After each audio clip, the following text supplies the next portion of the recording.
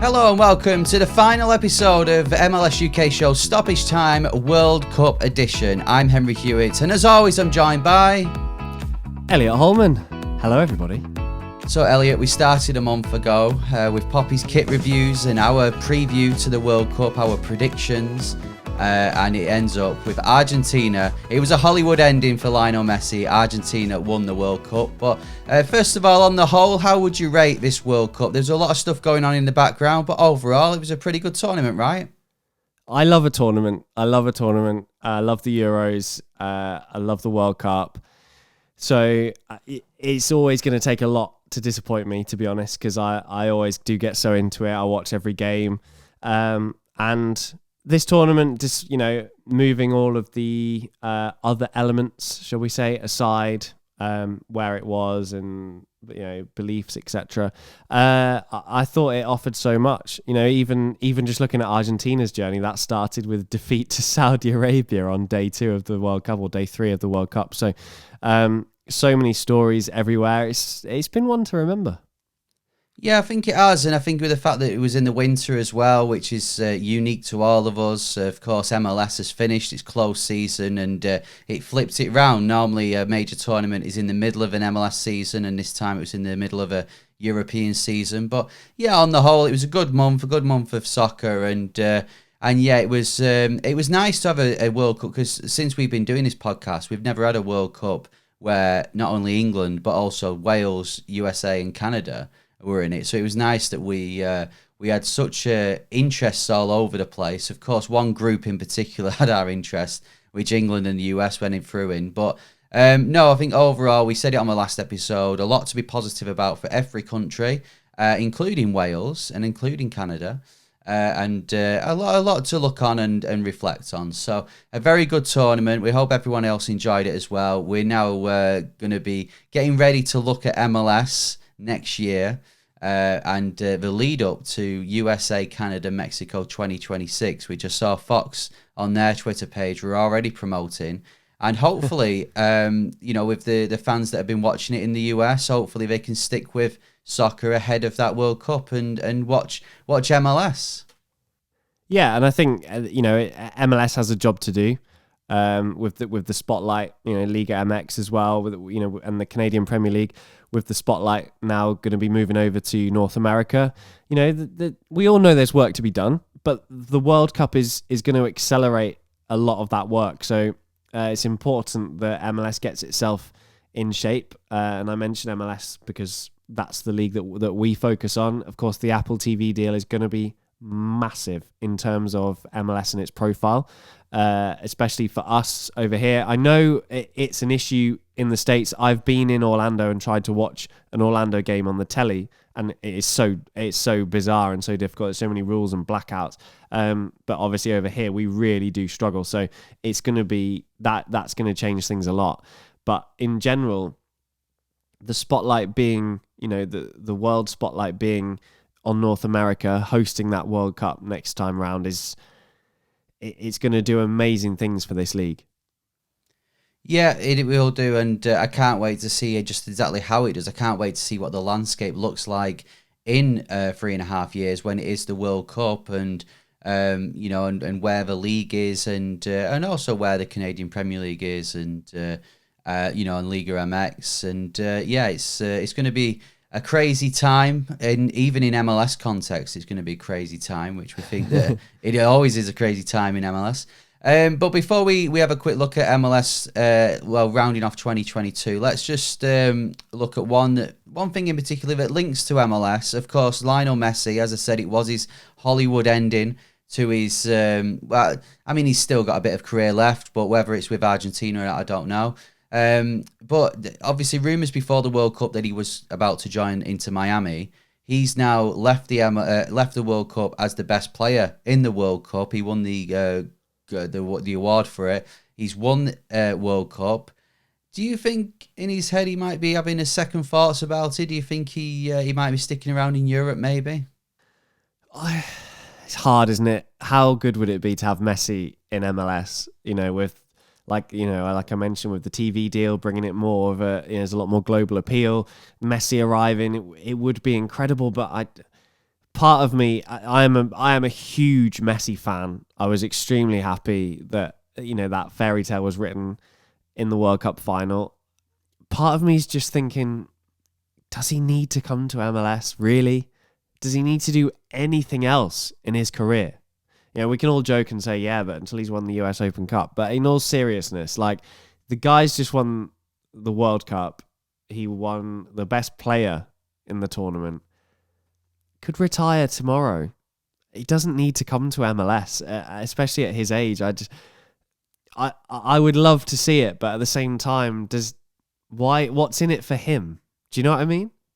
Yeah, you know what? That's my caveat to it, is that what is actually in it for him. I know there's talks about him owning a part of Inter Miami, and then when you've owned a part of a franchise, obviously you're going to be, as the league grows, that's going to grow as well, and you're going to, you could potentially earn yourself quite a lot of money, and obviously he raised the profile of not only MLS but Inter Miami in that as well. But yeah, I think watching Messi this tournament, I mean, don't get me wrong, I didn't never think that he was going to have sort of a fall like Ronaldo's had. Whereas you look at Ronaldo now and you think, yeah, actually it is probably about time, if not MLS, but I think Saudi Arabia is going to. Whereas with Messi now, you look and think, well, you've actually, okay, there's some Argentina in some games haven't been playing the world's best, and he's performed very well. But also you look at the way he performed against the Netherlands and the way he performed against France in the final, and he has shown that he can still do it against the world's best. So, whether Messi will now look and go, well, should I stick in PSG for a bit longer, try and win them a Champions League, and then crown off his career that way? Does he go to another European country? Does he go to England? Will it work out for him in England?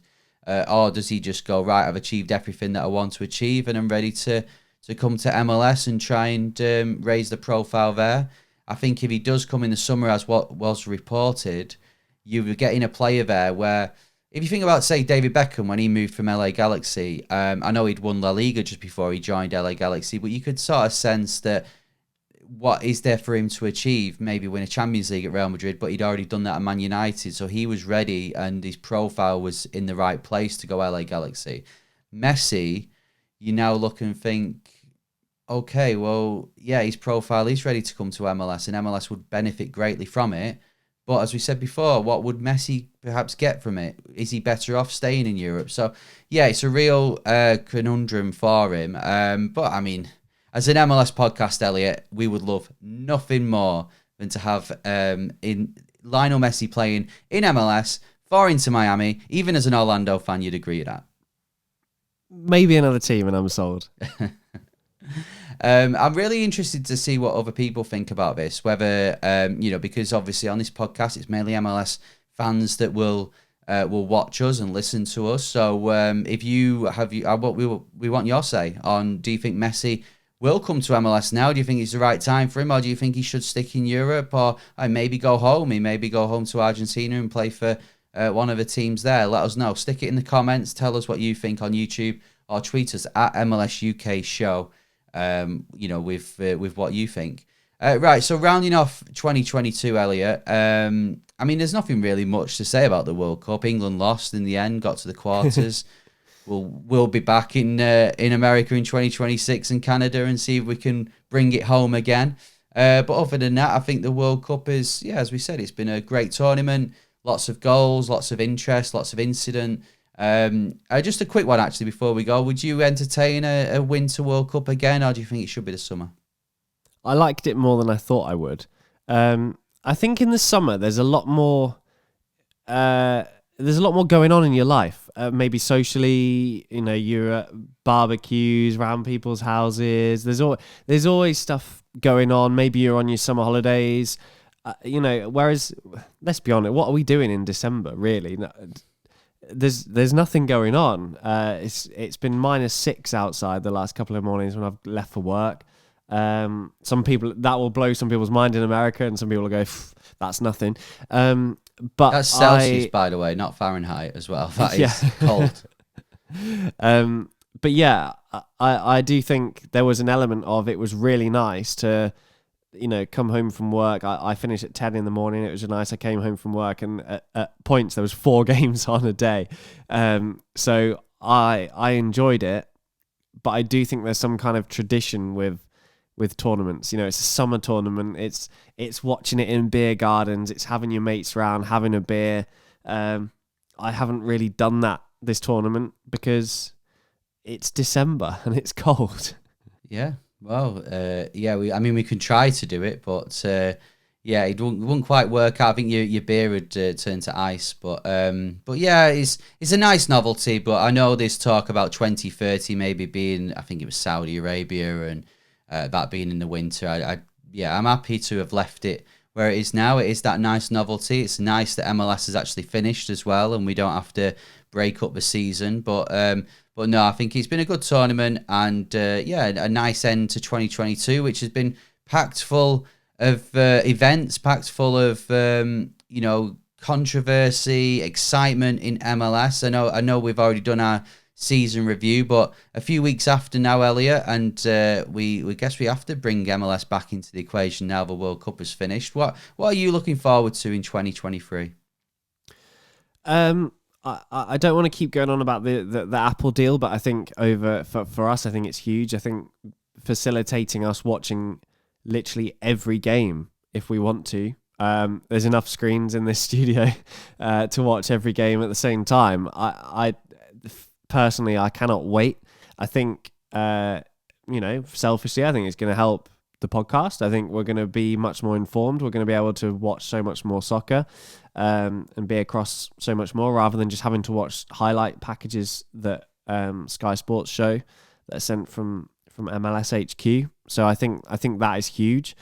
And MLS it has a way of drawing you in because there's always someone who struggled last year that sort of comes back with a vengeance, maybe due to their draft pick, the way that the draft positions work in reverse with the league standings, maybe because they didn't spend so much last year and they've got some Garber bucks to use up. There's always a bit of toing and froing in terms of who has a good season, so that's always interesting. And there's teams like Columbus are really fascinating me, sort of, I wouldn't say sleeping giants, but certainly sleeping versus their previous success. Seattle as well. So there's so much to look forward to, and I love days like the draft, and I love I love seeing who's been protected by the clubs, who can be drafted. There's so much to look forward to already. I can't wait. Yeah, this is the thing with MLS. It's just a unique league that we can have all these excitements and things to look forward to. And of course, we've got the jerseys as well that be released, and we've got the scrimmages. We've not mentioned yet, but it's been confirmed that Seattle's World Club Championship journey will start in February as well, before the season. So that we've got that to look forward to, and fingers crossed for Seattle. Again, it might do them a bit of harm, not with the tournament being at the start of the season rather than during the season. But hey, we've seen with the CONCACAF Champions League, we're used to that sort of stuff with MLS.